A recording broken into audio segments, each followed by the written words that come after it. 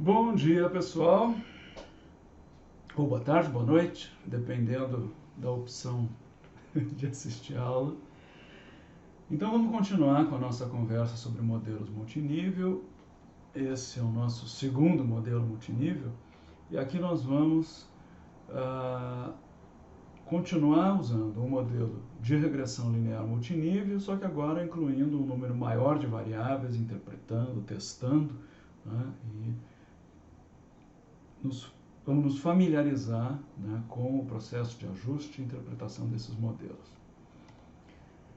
Nós vamos continuar com o banco de dados, o exemplo da aula anterior, em que a gente tem dados daquele estudo realizado na creche, né, com crianças organizadas em classes e organizadas em creches. Esse banco especificamente inclui só as crianças do berçário, de forma que eu tenho só uma classe por creche, então, né, o nível classe creche, na verdade, funciona como um nível único. Eu tenho crianças de 3 a 29 meses, né, crianças do berçário, o nosso desfecho é o score Z de altura para a idade, e nós vamos trabalhar aqui com variáveis individuais, sexo, idade, peso ao nascer, prematuridade, tipo de parto e renda. E variáveis contextuais, nós vamos trabalhar com número de criança, mistura de grupos, na hora das refeições, uma coisa que nós medimos no estudo, se algumas creches levavam uma classe de cada vez para o refeitório e algumas creches achavam que era bom misturar as crianças e botavam vários grupos juntos ao mesmo tempo. Então nós registramos isso. Nós registramos a relação de monitoras por criança, né? Quantas monitoras por criança a gente tinha, claro, tende a ser um número menor do que um, porque a gente vai ter uma monitora para cada 2, 3, 4 crianças. Temos um indicador de sujeira no ambiente e temos um indicador de adequação de troca de fraldas. Como é que nós vamos conduzir a nossa análise? Eu vou trabalhar aqui, né, o nosso foco é ainda a dinâmica do ajuste de modelos. Eu vou usar um modelo conceitual muito simples. A minha pergunta é, existe algum efeito da creche depois de ajustar para características das crianças? Então, como é que eu vou operacionalizar isso? Eu vou, num primeiro passo, selecionar variáveis da criança e ver quais delas são importantes para determinar o score Z de peso para a idade. E, em seguida, eu vou selecionar as variáveis da creche e ver quais características de creche são importantes para o meu desfecho. Então, começamos ajustando o nosso modelo só com o intercepto. Eu tenho 554 crianças em 40 creches. A média do score Z de peso para a idade é menos 1,06, indicando que essas crianças estão bastante abaixo da média da população de referência. Eu tenho uma variância de nível 1 que é 0,88, uma variância do nível 2 que é 0,31, significativamente diferente de zero. Esse é um aspecto importante, interessante da gente estar avaliando nesses modelos. Será que essa variabilidade entre creches é uma variabilidade grande, importante e significativamente diferente de zero? Então, olhamos lá no nosso intervalo de confiança e ele vai de 0,18 a 0,53, ou seja, não inclui o zero. E o próprio teste que aparece lá no final da tabela, com um valor P de zero,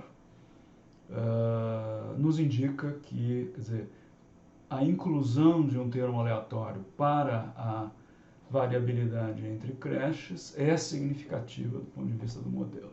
Ótimo. Fazendo aquela conta já nossa amiga, já conhecida, nós vemos que 26% da variância total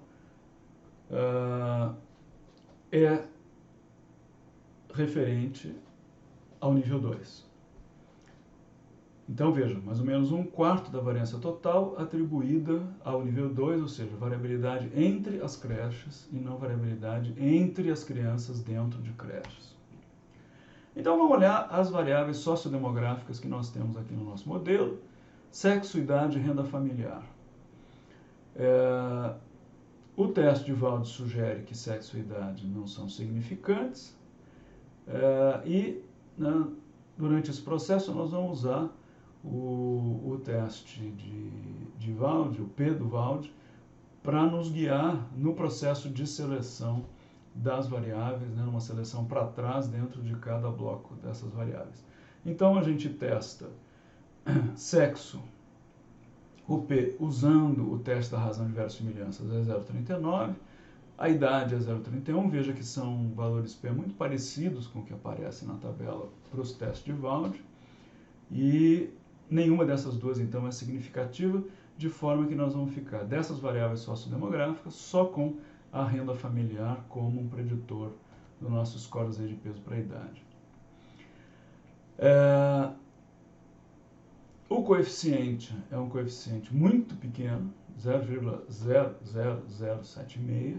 A gente poderia ter feito um ajuste na escala para que isso ficasse mais interpretável, né? Mas nós vemos que a cada R$100 a mais de renda familiar, isso faz com que, em média, as crianças tenham 0,076, né, de ZPI a mais, né, em média. Isso, né, embora pareça um número pequeno, a gente tem que pensar, né, que a variação aqui de renda ela é muito grande. E a gente vai de rendas, né, muito próximas de zero, em alguns casos até zero mesmo, porque é a renda do mês anterior, então tem esse tipo de flutuação, até uma renda familiar de mais de R$2.000. Então veja que a gente tem um grande espaço aí de efeito para essa variável. Eu olho o gráfico de resíduos de nível 1, né? Quero ter uma ideia para ver se esse ajuste está razoável, então eu tenho aqui o meu gráfico de resíduos, né, que tem esse formato um pouco estranho, né, achatado aqui à esquerda, mas porque a renda, né, é limitada no zero, né, não tem renda abaixo de zero. Então o que acaba acontecendo é que fica esse corte aí à esquerda. O modelo parece razoável, tem uma linha de alisamento ali que dá uma caidinha lá para frente, mas são pontos isolados, né, num extremo de renda que não nos preocupa. Fica desafio para vocês. Será que se eu ajustar o log da renda familiar, isso faz com que o meu ajuste fique melhor? Né? Renda, né? Estamos vendo aqui sempre assim, muito, né, desviada para a direita, ou seja, valores acumulados do lado de baixa renda. Né? Bom, outras variáveis individuais que nós temos, incluímos o peso ao nascer, cesárea, né, tipo de parto e prematuridade, e nós vemos que tem uma redução grande na variabilidade do nível 1, de 0,83, que a gente tinha lá no início, isso agora caiu para 0,69. Vamos testar cada uma dessas variáveis. A prematuridade fica com um P de 0,42, sai do meu modelo. Cesárea 0,18, sai do meu modelo. E eu vou ficar então com as variáveis de renda e peso ao nascer, né, indicando que o peso ao nascer, assim como a renda familiar, são variáveis que têm uma capacidade preditiva boa do ponto de vista do score Z de peso para a idade. Curioso é que a cada R$100 a mais de renda familiar eu aumento em 0,07 desvios padrão ZPI, e cada 100 gramas a mais de peso ao nascer eu aumento, né, praticamente no mesmo valor. Quando nós chegamos nesse ponto, olhamos lá as variâncias e vimos que a variância do nível 1 caiu de 0,88 para 0,70 e a variância do nível 2 ela oscilou de 0,31 a 0,34, como a gente já comentou antes, quer dizer, essas coisas não são 100% estanques, a gente vai mexendo no modelo, essas variâncias mexem um pouquinho para cima e para baixo, mas a grande redução observada é no nível 1, visto que nós estamos incluindo variáveis de nível 1. Passo seguinte, trabalhar com as minhas variáveis contextuais. Eu tenho número de crianças total na creche, que varia de 50 a 410 crianças. Então veja que eu tenho creches relativamente pequenas, até creches bem grandes. Monitoras por criança, essa razão varia de 0,1 a 0,6. Então veja que quanto maior essa razão eu tenho, né, mais monitoras por criança, ou seja, um número maior é melhor. Então, quer dizer, isso está variando basicamente de 2 crianças por monitor, ou um pouquinho menos de 2 crianças por monitor, até cerca de 10 crianças por monitor. O nosso indicador de sujeira, ele é um score que varia de 1 a 3, né? 3 é pior do que 1, e a gente vai agrupar esse score intercis, porque é um score que, né, não tem uma interpretação muito clara, nem uma distribuição muito bem comportada. Troca de fraldas, foi construído também um score, mas esse é um score fixo, 1, 2 e 3. Não, 0, 1 e 2, onde 0 é a pior situação, onde não se usa sabão para lavar a criança, a superfície de troca não foi higienizada, a monitora não lavou a mão nem antes e nem depois de trocar a criança, e o score 2 é a situação melhor que se observa. E, finalmente, essa mistura de turmas na hora da refeição, que é simplesmente sim ou não. A gente observou isso era um comportamento da creche que era muito consistente, quer dizer, tinha creche que misturava crianças para a refeição, tinha creche que não. Então, ajustamos lá o nosso modelo, incluindo agora as nossas variáveis contextuais. A variância do nível 2 caiu bastante, agora para 0,14. E eu vou de novo usar o teste de Walde, o valor P do Walde, para dirigir a minha seleção de variáveis. Então, a primeira variável que sai desse modelo é a relação monitora por criança, que tem lá um P de 0,9, né?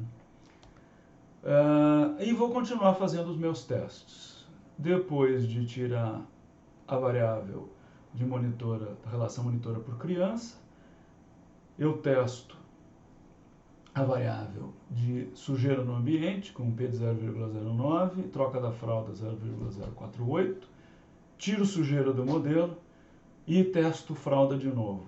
E essas coisas, né, desses confundimentos, dessas inter-relações entre variáveis que às vezes são curiosas, tirando sujeira do modelo, o P da troca de fralda aumenta, em vez de diminuir, e passa para 0,131.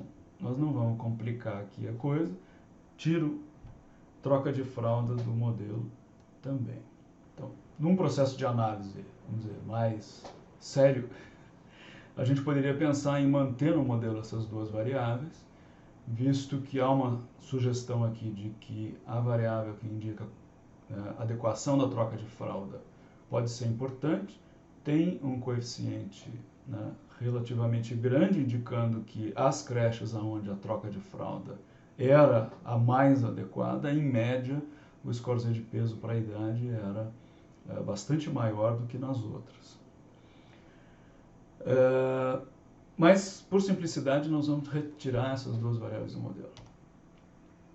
Então, sobrou no nosso modelo as nossas primeiras variáveis iniciais de nível 1, renda familiar e peso ao nascer, e ficamos com duas variáveis contextuais, características da creche, que são o número de crianças na creche, né, multiplicado por 10, de forma que a cada 10 crianças a mais na creche, eu diminuo o meu score Z em 0,04.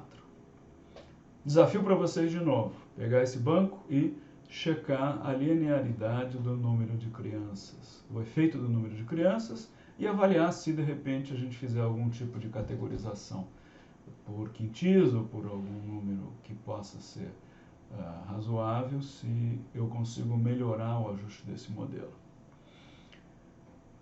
E a variável dicotômica, mistura de turmas nas refeições, sim ou não, tem um efeito importante em que aonde se mistura a criança na hora da refeição, em média tem uma redução de 0,38 desvios padrão no meu score Z de peso para a idade. Então, temos aí um resultado, né, final dessa seleção das nossas variáveis, com características individuais e características da creche aparecendo como importantes na determinação desse score Z do peso para a idade. Variabilidade de nível 1 e nível 2 relativamente bem comportadas. A gente vê aqui, né, incluímos variáveis de nível 2 e a variância do nível 2 se reduz, enquanto que a variância do nível 1 se mantém mais ou menos constante. Bom, vamos agora fazer uma avaliação de resíduos. Vamos olhar resíduos do nível 1. Eu extraí os resíduos de nível 1 usando o comando predict no stata. E também calculei os valores preditos por esse modelo, para a gente poder fazer uma análise rápida de resíduos aqui. Então, o que a gente espera? Que o resíduo do nível 1 tenha uma distribuição próxima da normal, né? Tanto o histograma quanto o gráfico normal de resíduos sugerem que essa suposição está correta. E a gente faz um gráfico em que eu, né, cruzo o resíduo com os valores preditos. A gente vê que tem alguns pontos aberrantes aí, principalmente esses pontos acima, bem acima do mais 2, ali em valores na faixa de 13,4. Mas veja, num conjunto de mais de 500 crianças, são 2 crianças que apresentam resíduos maiores. Eu não tenho uma evidência forte aqui de não linearidade, né? A linha de alisamento dos resíduos, uma leve curvatura, mas não é uma coisa importante. E também não tenho uma evidência de heterogeneidade da variância, né? Os meus pontos estão distribuídos aí, eu não estou vendo nenhum padrão que possa ser visto, interpretado como um padrão de funil. Para eu olhar os resíduos do nível 2, eu vou ter um pouquinho mais de trabalho. Eu vou, na verdade, calcular os valores preditos para o nível 2, ou seja, eu vou calcular os valores preditos, né, para cada creche.